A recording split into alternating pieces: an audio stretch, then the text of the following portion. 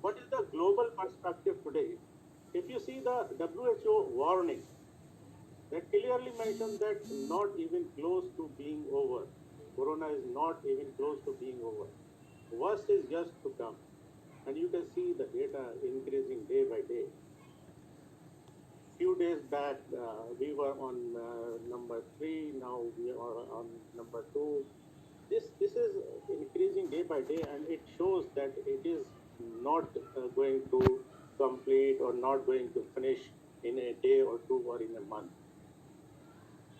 It will be will live longer with than our expectation. So we have to live with corona. There is no effective treatment in any system of medicine, neither in Unani, nor in Ayurveda, nor in allopathy. So all are equal in this parameter. So prevention is the only key of success. We can only prevent this disease. Living with corona means there are certain guidelines. The beauty of preventive healthcare is that there is no conflict between pathies. We have no conflict with allopathy or Ayurveda or yoga or Siddha. All the preventive aspects are equally adopted by all the systems. So, living with corona may include face mask, physical distancing, sanitation, personal hygiene, avoid shake hand. Instead of shake hand, we can perform namaste or salute or salam. No social gatherings. One important thing I will discuss, this is the mask wearing. Mask wearing is very important if you are going outside the houses. So sometimes people wear the mask for the sake of wearing only. You can see 5 pictures which are uh, presenting the wrong way of one is where we open the nose. Second one is the chin is exposed. Third one is very loose mask. It allows the air to come from sides, from upwards. Similarly, covering just the tip of nose is not helpful. So, under the chin, sometimes we place our mask under the chin, and whenever we see someone is seeing, then we pick it up and close our nose and mouth. This is not the good practice. It allows and it allow us to be vulnerable of infection. Correct way is the closely covering the nose, mouth, and no side gaps. Now come to the preventive aspects of Unani medicine. In general perspective, Unani medicine has two major goals. One is Hifz Sehat, that is prevention of health. Second is Tadabir Sehat or restoration of health. The preventive healthcare approach of Unani medicine is broadly reliant on the concept of Asbab-e Sitta Zaruriya, which is generally described under the heading of Hifzan Sehat or Hifz Sehat. The concept of Asbab-e Sitta Zaruriya is broadly a non-pharmacotherapeutic approach and lifestyle modification. When we see the preventive approach of Unani medicine, there are four concepts. One is Tabiyat, second one is Asbab-e Sitta Zaruriya, third one is Ilaj bi Tadbir, and fourth one is prophylactic drug or Muqawwiyat. Tabiyat is the internal healing power of the body, and we only assess this power so that the body is fighting against all the infective or other diseases.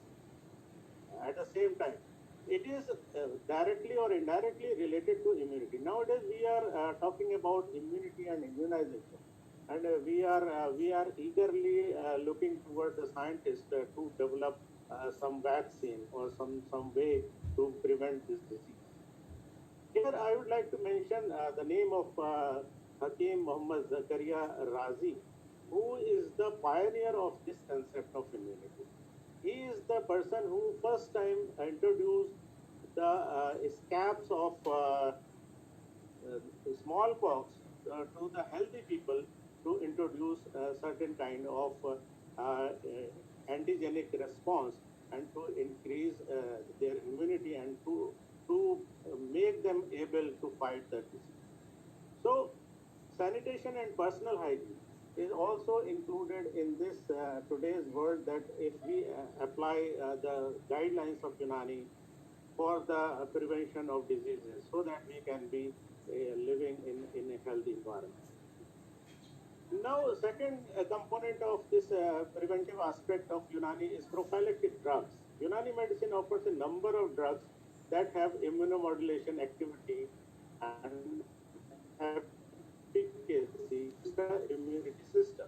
We are not talking about the treatment of COVID, but these are the drugs which are freely available in our houses, like Allium sativum, Nigella sativa, Piper nigrum, Glycerin glabra, curcuma longa. These are the things which are used in our kitchens as a daily routine, spices or something in the drinks. We in coffee or in kahwa we use saffron and other things. So these are the things which are prescribed or described in Unani medicine as the immunomodulator or enhancing the tabiyat, which is responsible for the treatment or the prevention of the disease. As far as the Saruria is concerned, which are required to be maintained in the equilibrium. If we proper balance of this, then we can only ensure that we are living in a healthy environment. Hawaii Mohit is one of the example of this. Nowadays, as the Unani concept says, the Waba or epidemic or pandemic is due to the morbid air. So, if we can purify the air or if we can avoid the morbid air so that we can prevent ourselves. Simply wearing the mask is the part of avoiding the morbid air from entering to our mouth. Makul mashroom, food and drinks, harkat sukun badni, that is bodily movement and repose, harkat sukun nafsani, that is mental movement and repose, nomu yaksa, that is sleep and wakefulness, etebas or istifraq. These are the six parameters. If we can maintain the balance or equilibrium among these factors, then only we can ensure our health will be restored or will be long lasting. As good and clean air is the most necessary for good health, many diseases occur due to the changes in the air. Ibn Sina in Canon of Medicine says that the change of environment relieves the patient for many diseases. He also emphasized the need of open houses with proper ventilation. Proper ventilation is also advocated nowadays for prevention of COVID. Healthy diet is the key to get the akhlaq salihah. These are the responsible humors in the body which make all the system functioning very well. The food that we eat should be fresh, free from purification and disease-producing matters. Cleaning, peeling, and proper cooking can also prevent the COVID-19 disease. Next one is to maintain perfect health and a good physique. The body requires exercise as well as rest. Several exercises help grow the muscles and ensure nutrition, increase blood supply, which is very much required for the digestion and proper maintenance of the body. So, exercise also keeps us the heart and liver in good condition. Active and fit body bears good immunity. If we want to enhance the immunity, we should have a good exercise and physical activity. Along with the physical activities, there are some factors which are called as harkat or sukun in Afsani and Unani medicine. Psychological factors such as happiness, sorrow, fear, anger, etc., have considerable bearing on the health. Unani physicians believe that certain diseases like tuberculosis, hysteria, and mental disorders are caused in most cases by emotional strain and maladjustment of the emotions. In today's global health scenario, fear associated with COVID-19 prognosis that I may die or I may get some worst scenario in the treatment of COVID and stress due to financial and social issues are the leading cause of mental illness. Normal exhaust, sleep and wakefulness. Adequate sleep and wakefulness are essential for keeping the body in health.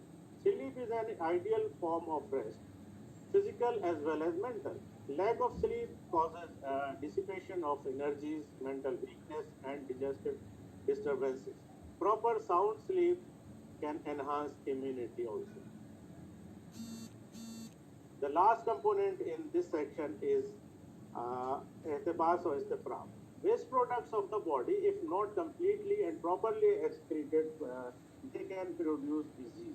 Proper and normal functioning of the excretory process must be ensured in order to maintain perfect health.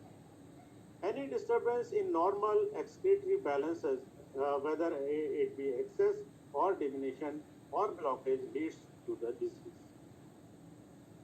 Another component of preventive healthcare is Ilaj with Tadbir, a method through which we care of the sick person and maintenance of the general health is attained by the modulation of or modification in Asbab Zaruriya.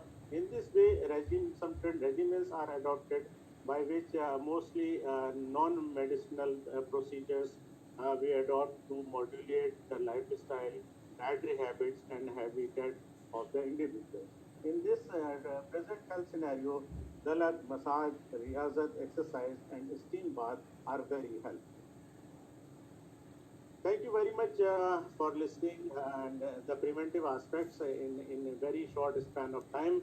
It was just the highlight of preventive healthcare we can work upon and we can adopt these in our life so that we can live a healthy life in this present health scenario of COVID-19.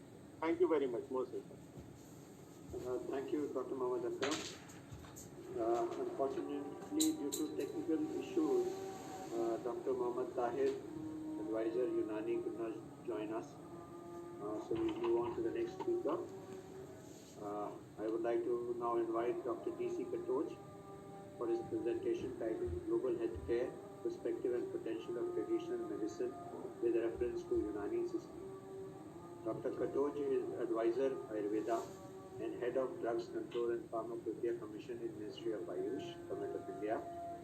Has about 36 years illustrious professional experience in clinical, academic, policy, planning, and technical advisory fronts related to Ayurveda in particular and traditional medicine in general.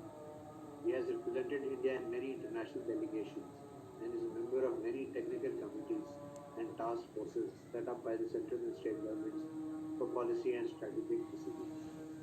Dr. D.C. Katoj. Thank you, David Ji. First of all, congratulations and thanks to World Unani Foundation and Global Unani Medicine and Research Foundation, Chicago. And I will also like to extend my thanks to all the previous speakers. I think very nicely they have given new insight, new inputs, very inspiring inputs, particularly starting from Mr. Salim Khan and then Dr. Kolodia and then Dr. Z. I think very useful inputs. I think many points were new to me. So friends, now we are talking about the global perspective of Unani medicine. So before I make my presentation or make my points, I share my thoughts with you regarding traditional medicine. So frankly speaking, if you see the roots of the medicine, I think the roots are traditional. The roots are traditional, means modernity it was not there, it was traditional.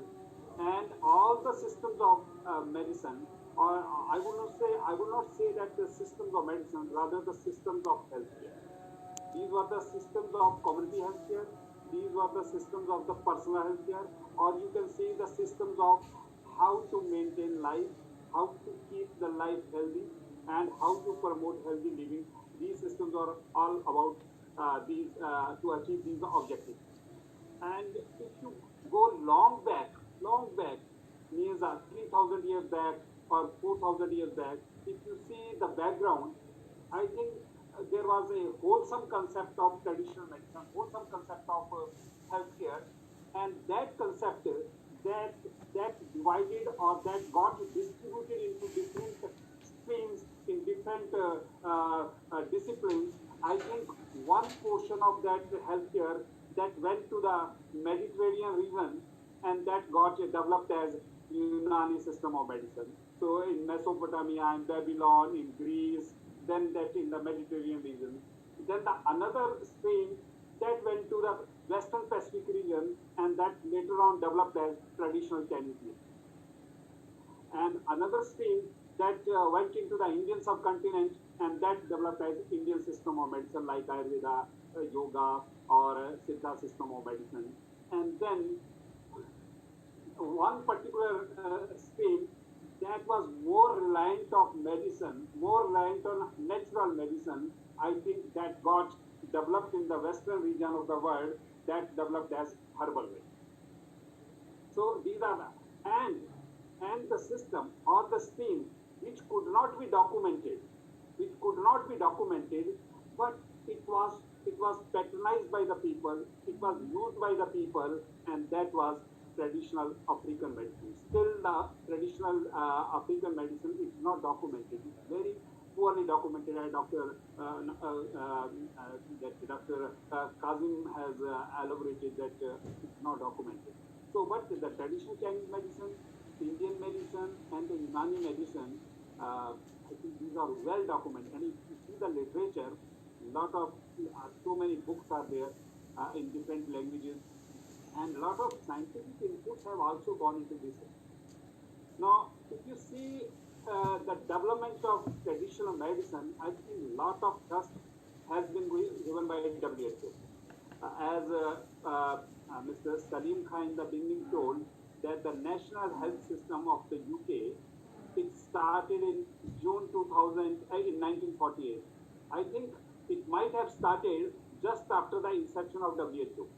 WHO was set up on 7th April 1948. And that point of time, that the United Nations body, the global health body, WHO, I think they gave certain directions, certain guidelines to the governments of the different countries. I think that point of time, very few countries were the members of WHO. Now, presently, 193 countries are the members of WHO, but at that point of time, hardly few members were there. So at that point of time, the focus of WHO was disease control. Disease control, because at that point of time, there were many communicable diseases: plague, diarrhea, dysentery, typhoid, tuberculosis. So those kinds of communicable infectious diseases were there. And in the next 30 years, when the global health scenario was reviewed by WHO, then in 1978, when this Almeida Declaration was made, that okay, health for all by 2080, but that goal was never achieved. That goal was never achieved. Why it was not achieved? Because the spectrum of the diseases, the emerging spectrum of the diseases that changed. The diseases, previously they were infectious diseases, now they switched over to non-communicable diseases, lifestyle diseases. So diseases of the urbanization, diseases of the stress, diseases of stress and strain. So that spectrum changed, and with the change of that spectrum of diseases, now the medical fraternity, the scientists, the medical scientists, they were in a dilemma how to address these diseases, because the capsules, the tablets, injections are not the answer, not the solution for this. So there has to be something related to correction of lifestyle, lifestyle modulation, or lifestyle changes. And if you see, in 1978, at that point of time, throughout the world, there were only 3 countries which were having policy for traditional medicine. One, China; second, India; and third, the Korea. There were only 3 countries in the world in 1978 which were having policy, some strategy, some program at the national level to promote traditional medicine, or to provide healthcare services to the people through the traditional medicine. And then after this Almeida Declaration, along with this Health for All by 2018, they also provided one more strategy. And that strategy is very important. And if you see the statement of that strategy is promote culturally appropriate and socially acceptable health technology. So this traditional medicine is all about local health technology, and then this a lot of trust was given by WHO, and in the next 22 years, means by 2000, there were 19 countries in the world which were having policy for traditional. So when I say that a policy for traditional medicine, it also includes the Unani system of medicine also, and in many of the countries, like in India, right from 1947, there was a policy support. And initially, this policy support was inclusive policy support. Inclusive policy support. Then there was integrated policy support. And then now we have exclusive policy support. Now we have a dedicated ministry at the central level, at the central government level, dedicated ministry. Especially, I think nowhere in the world this kind of ministry is there. So exclusive policy support is there. There are exclusive strategies for the development of traditional medicine, lot of integration, lot of collaboration that is happening between the traditional medical functionaries as well as with the modern medical functionaries and the scientific institutions. So this has was given or this motivation. This came from the WHO, and then in 2002, I think the WHO conducted a global survey that okay, what is the health seeking behavior of the people, and what is the status, means the at the government level, what is the status of traditional medicine across the world. And you will be surprised to know that when this report came, in 2003 4 this report came, in 2005 this report came, and out of 141 countries of the world, those who responded to that survey, so 196% of the countries, they were having policies for traditional medicine, they were having policies for complementary and alternative medicine. So this was a big change. This was a big change. And after that, what happened? The government, they started establishing national offices, national committees, some pharmacopoeias. So that kind of development started with that. And then after 2005, after WHO conducted conducted a study. That study was related to what are the social determinants of health. The social determinants of health. And when the report of this commission came out, it was very interesting to see that there were many factors which cause illness, which cause disease, but they are not modifiable. Only one component, like if you see the human being, the hereditary factors, the age, the sex, all these things cannot be changed by any medicine. No medicine works on hereditary factors. No medicine works on the age factor. No medicine works on the sex, like that. Not the functional part, the structural part. Then the living conditions, environmental conditions, working conditions, the educational conditions of the people, I think those cannot be changed. So one important point that came in that report, the commission report, social determinants of health, that was lifestyle factors. So lifestyle factors are modifiable, and the interesting thing is lifestyle factors are not standard. They are not standardized. There is no single standard lifestyle. We cannot say that okay, this particular lifestyle is standardized and every person should adopt that lifestyle.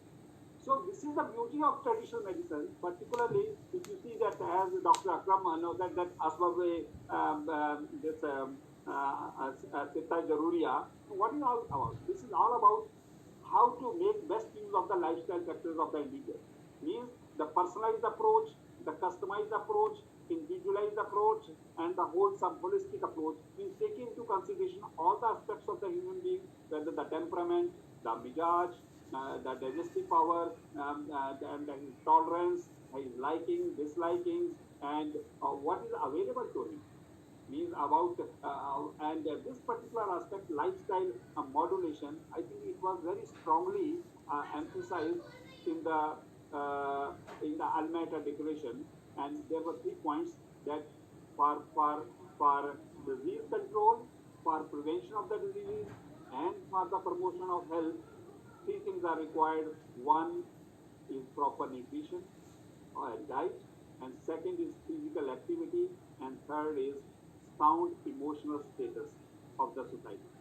So 3 things, and these 3 things are very strongly imbibed in traditional medicine, whether it is Unani system of medicine, whether it is Ayurveda, or whether it is yoga, or whether it is Siddha system of medicine, whether it is Soaripa, or traditional Chinese system of medicine. So lifestyle factor. So that is why because there is no standard lifestyle. So when there is no standard lifestyle, similarly there cannot be a single pill which will work in the patients in different patients in the same way. In the same way. So this is the peculiarity. This is the characteristic aspect of the traditional medicine, that no single medicine for the same ailment, for the same symptom will not work in the same way. So this is the peculiarity of the traditional medicine. Now what happened after this first survey? Then again the global survey was conducted by the WHO, and then another report came, and another strategy was laid down for the development of traditional medicine. And if you see the first strategy of WHO for development of traditional medicine, there were four building blocks. The first is the policy. So many countries now they have the policies for traditional medicine. Second is to enhance the access to the services of the traditional medicine. In our country, in the Indian subcontinent, particularly in India, I think now the government has established so many hospitals, dispensary, teaching institutions, research institutions. So I think now the ecosystem for the development and for the promotion of traditional medicine, it is growing, it is developing in different countries. Like in India, in Sri Lanka, similarly, in other countries, as in the beginning, Dr. Khalid told that around 60 countries, this Unani system of medicine is being practiced. So this strategy of WHO means the policy to provide access to the services by opening dispensaries, by opening health centers of the traditional medicine, and by integration of traditional medicine in the healthcare delivery system. So, and another important aspect of that strategy was to promote safety, efficacy, and quality of traditional medicine. So when we say safety, efficacy, and quality, it means the products of the traditional medicine, means the drugs or healthcare products of traditional medicine. They have to be safe, they have to be effective, they have to be of quality. So the process of standardization started. Many countries they have traditional medicine pharmacopoeia, like China has, India has. We have specific dedicated Unani pharmacopoeia.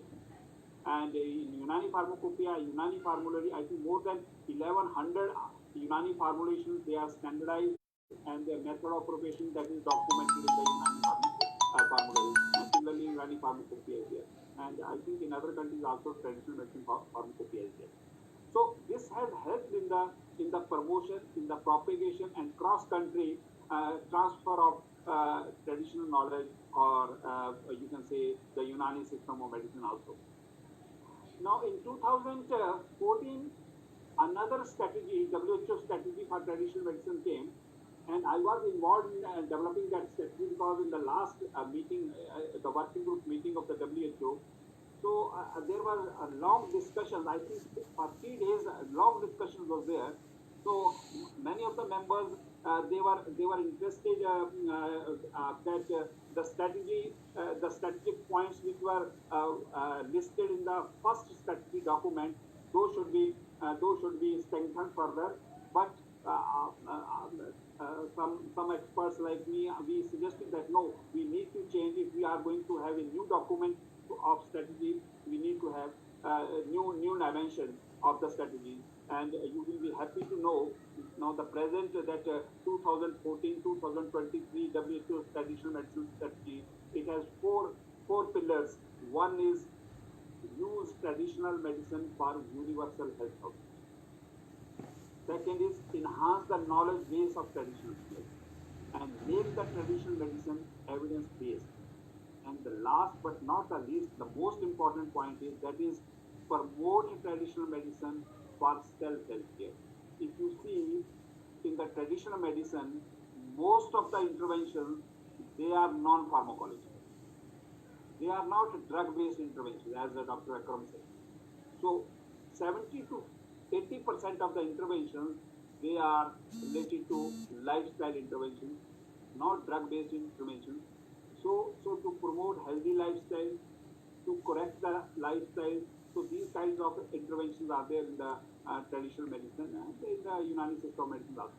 So those need to be validated, those need to be promoted, those have to be verified whatever is there. And I think sometimes I am very surprised to see that if you see the Unani literature, I think this literature is richer than the Ayurveda literature. And another interesting point is in the Unani system, whatever concepts are there, whether it is a dietotherapy, whether it is the preventive aspects, or even the anatomical concepts, they are very much similar to what is there in the modern medicine. I think Harvey might have given the concept of circulation later on, but it's already there in the Unani system. Similar to the surgical concepts. But unfortunately, what happened? This knowledge it remained in such a language which was not accessible to the scientists. So that is why it was not explored. But I think now, I think this exploration, scientific exploration of the traditional medicine and the Unani system of medicine, as Dr. Claudia also explored, scientifically explored. So that kind of thing needs to be promoted, that needs to be strengthened. Now the time has come that we need to do lot of documentation. We need to provide lot and lot scientific inputs into the system. And another important thing is that keeping in mind the social determinants of the health in a particular community or in a particular state or in a particular country, we need to identify what best we can provide through Unani system of medicine, through the traditional system of medicine, and we need to develop an ecosystem, and that ecosystem, I think that is a responsibility of the government as well as of the stakeholders and moreover the custodians of the traditional medicine, the custodians of the Unani system of medicine. So what they need to do, we need to standardize our practice. We need to have standard treatment guidelines of Unani system of medicine. We need to standardize the practitioner. Our approach of our practitioner that has to be standardized. So three P's are important: standardization of the practice, standardization of the practitioner, and standardization of the product. 3P. 3P are important. So if we do that, what will happen? Then there will be a scientific documentation. Scientific documentation is very, very important. That is very negligible across the world about traditional medicine in comparison to modern medicine. The scientific documentation, it is happening, but it is happening in a scattered manner, sporadically. It is not happening in a particular direction. It is not happening with much focus. So our focus should be means for the Unani system of medicine or as a whole for the traditional system of medicine, it should be more towards the non-communicable diseases and validation of our concepts, particularly non-pharmacological concepts, non-pharmacological interventions. So these are the areas which we need to develop. And the friends, for doing all that thing, when we are saying that if we are looking for this globalization of Unani medicine, I think we need to localize global technology. So globalization will only happen if we localize global technology. So localization of the global technology, only with that we can see the globalization of Unani medicine, globalization of the tradition. So with these words, I end my address, and thank you very much, and thank you Delviji, and thank you World Unani Foundation and the Global Unani Foundation for inviting me and for giving me the opportunity to share my thoughts. Thank you very much.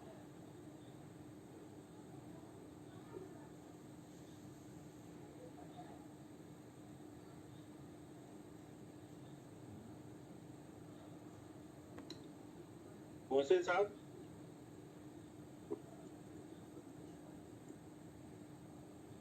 Mohsin Saab is not there? Thank you, Dr. Katoch. I would now like to invite the last speaker of the day, Professor Asim Ali Khan, for his presentation titled Global Perspective of Unani Medicine, National and International Scenario. Mr. Asim is the Director General of CCRUM, Ministry of Ayush, Government of India. He is also a member of Board of Governors of CCIM and is responsible for the quality education, training and research in Ayush system of medicine. He is basically a scholar of Unani medicine and carries with him about 3 decades of varied experience of academics, research and administration. Professor Khan is a dynamic personality and has a good vision for the development of Unani medicine. He has been making concerted efforts for its promotion on national and international platforms for about 30 years now. He is very keen to expedite research and development activities in the system of medicine and take it to heights.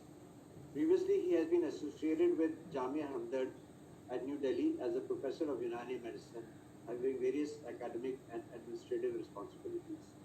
As international students advisor, he has been instrumental in developing many academic and research collaborations at international level and spreading the knowledge of Unani medicine to many countries. He has made significant contributions to scientific writing and has published more than 85 research papers, books, chapter in book, and articles. He has been delivering lectures and presenting papers at various national and international platforms and paying visits to many countries across the globe for academic purposes. As Director General, Central Council for Research in Unani Medicine, he is guiding quality research and academics in Unani medicine. 223 of its peripheral institutions spread across the country. He has played a key role in several MOUs with many leading national and international scientific organizations and universities. Professor Asim Ali Khan.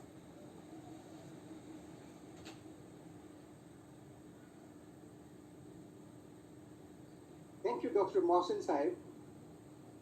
Assalamu alaikum and a very good evening to all the distinguished expert panelists and very dear participants across the globe who are watching and participating in this program. I think much has been already spoken by very learned panelists and speakers before me. I was listening to all, Professor Katur Sahib, Dr. Ramakrishna Shahji, Salim Sahib from UK, Nazim Sahib, our friend from Sri Lanka, Dr. Kazim Ji, and Dr. Claudia, and Dr. Khalid also I had, Dr. Akram Sahib. Much has already been spoken. I think most of the issues and concerns, whatever the Iranian system of medicine is dealing, have already been taken care of and have already been, light has been thrown on most of those things. It's a pleasure to participate in today's webinar, which is being organized by the World Unani Foundation and Global Unani Medicine and Research Foundation. And I really congratulate the organizers for choosing a very apt topic on global perspective of Unani system of medicine. Friends, let me tell about what we are doing in India at the moment and what we have been doing internationally and what kind of linkages. We at Ministry of Ayush and CCRUM in particular, what we have been doing and what linkages we have developed with Unani system of medicine and different institutions in the country and the world. As we are well aware, and you are well aware also, that India is a land of a great ecological, cultural and economic diversity. Its healthcare system reflects this diversity. And we all are well aware of the rich cultural heritage of India, in which traditional systems of medicine have an important place and are known as Ayush systems of medicine, which is an acronym for Ayurveda, Yoga and Naturopathy, Unani, Siddha and Sovarikpa, and Homeopathy. Like the pluralistic society we have in our country, India, traditional medicines also have evolved over centuries, blessed with a plethora of products and practices. The healthcare programs implemented by the government are aimed towards keeping communities healthy through child wellness, elderly healthcare, disease prevention, education, access to healthcare, and much more. An effective and robust public health system can improve the health and well-being of people across the nation. This is very true. There is indeed a worldwide resurgence of interest in holistic systems of medicine and healthcare, particularly with respect to the prevention and management of chronic, non-communicable and systematic diseases. It is increasingly understood that no single healthcare system can provide satisfactory answers to all the health needs of the modern society. Evidently, there is a need for a new inclusive and integrated healthcare regime that should guide and include health policies and programs in future. In this direction, uh, governments in many countries are strengthening the role of Ayush systems of medicine and traditional systems of medicine in their public health so that one can develop a sustainable healthcare system with a vision, an attitude, and orientation for achieving the holistic health and wellness. Government of India has always paid a very special attention for the development of traditional systems of medicine in India. Government has been providing increased support and funds for the multifaceted development of all Ayush systems, including Unani system of medicine. And I am happy to state that today India has the widest network of educational, research, healthcare, and pharmaceutical institutions of Unani medicine.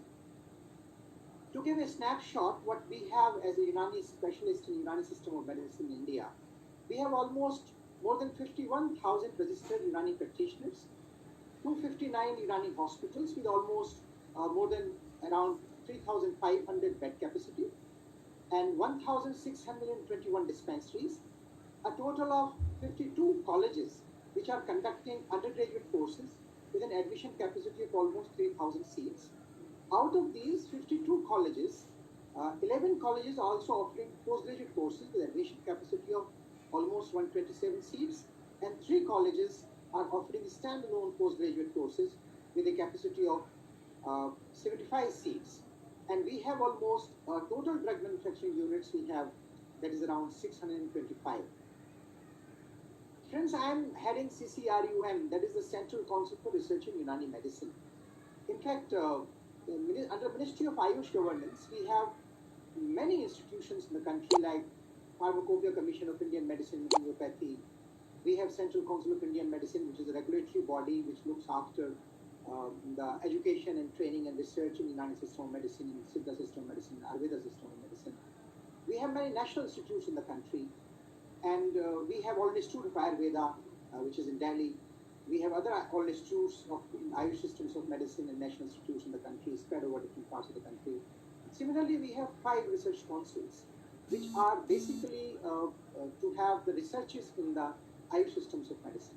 Like we have Ayurvedic Research Council, Siddha Research Council, Homeopathy Research Council, Yoga Research Council. Similarly, we have Unani Research Council, which we call is Central Council for Research in Unani Medicine. And presently, I am heading that institution as a Director General. Its headquarters in Delhi, and it has 23 centers functioning in different parts of the country.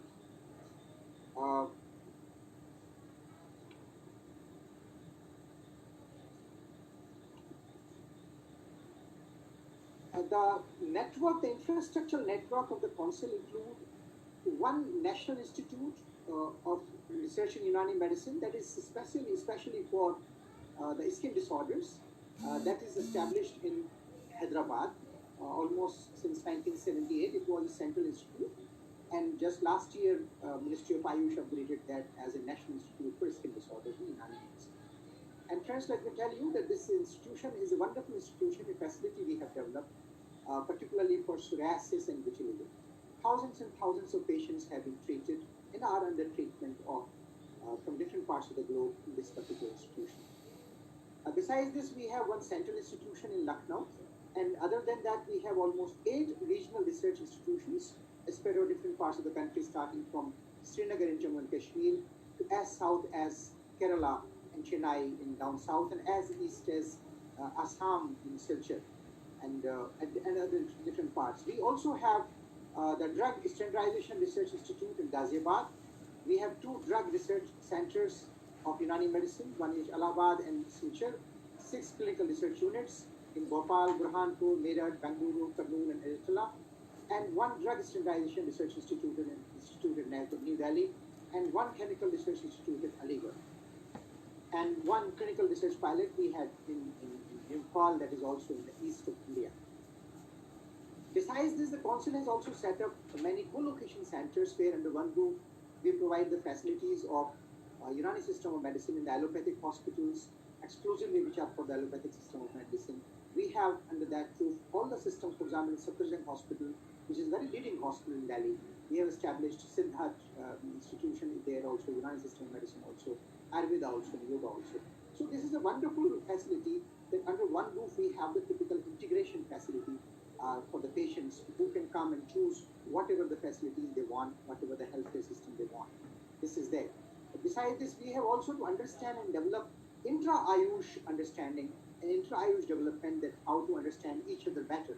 We have also established the centers in the Ayurvedic institution, like one we have established in the World Institute of Ayurveda, that is in New Delhi, and under one roof we have different centers, and there we develop and we understand the strengths of each system, each other's, and that way we try to complement each other and benefit the patients. In the area of research, the Central Council of Research in Unani Medicine has over the past 4 decades emerged as the leading research organization in Unani medicine. The 3 major areas of research of CCRUM include, they are experimental and preclinical research, the clinical research that includes the safety and efficacy studies of Unani drugs, and it is indeed our mandate to strive for excellence, and in that endeavor, we are collaborating with premium institutions like Council of Scientific Industrial Research. This is a very premium organization in the country. We call it CSIR. That is the Council for Scientific and Industrial Research.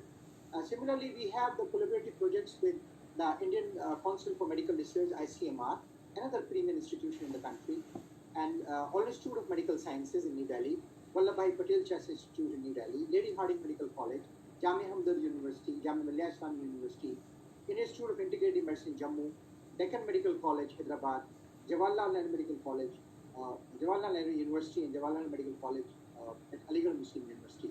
Besides many other institutions where we have the collaborations. We also have extended collaborations to the very leading organizations in the country. They are in the pharmacy and pharmaceutical sciences, as well as the pharmacological sciences, like NIPERS in the country, which are very leading organizations in the country. So we are expanding our base, we are developing our linkages, and we have developed very good linkages with very leading scientific organizations in the country.